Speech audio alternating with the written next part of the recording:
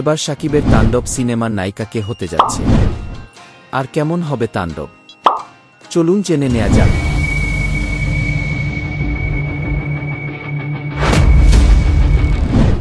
গত বছর ঢালিউড জুড়ে যেন বয়ে যায় উড়াধুরা ঝড়, প্রেক্ষাগৃহগুলো মুখরিত হয়ে ওঠে দুষ্টু কোকিল এর ডাকে। বলা বাহুল্য, সে বছরের সবচেয়ে আলোচিত সিনেমা ছিল মেগাস্টার শাকিব খানের ছবি তুফান।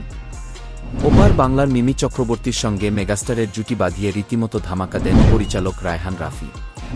কিন্তু তাতে দর্শকেরা যেন সন্তুষ্ট ছিলেন না।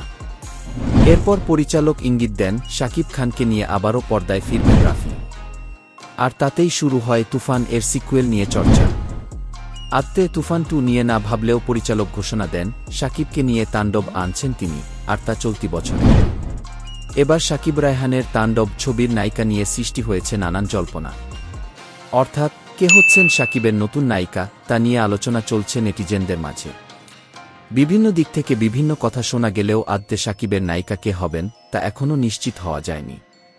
তবে সিনেমা বোদ্ধারা এবার শাকিবের বিপরীতে একেবারেই নতুন কাউকে চাইছেন। কারো পছন্দ ছোট পর্দার তানজিন তিশাকে, আবার কারো পছন্দ সাবিলা নূরকে। তবে শাকিব ভক্তদের পছন্দসী নায়িকা না হলেও শোনা যাচ্ছে দুই বাংলার একজন নামী অভিনেত্রী নাকি হতে যাচ্ছেন শাকিব খানের আসন্ন ছবির নায়িকা। এক প্রযোজক সমিতির পক্ষ থেকে গুঞ্জন চাউর হয়েছে, তাণ্ডব সিনেমায় অভিনয় করবেন জনপ্রিয় অভিনেত্রী জয়া আহসান, যার মধ্য দিয়ে প্রায় এক যুগ পর একসঙ্গে আবার সিনেমায় জুটি গড়তে চলেছেন শাকিব ও জয়া।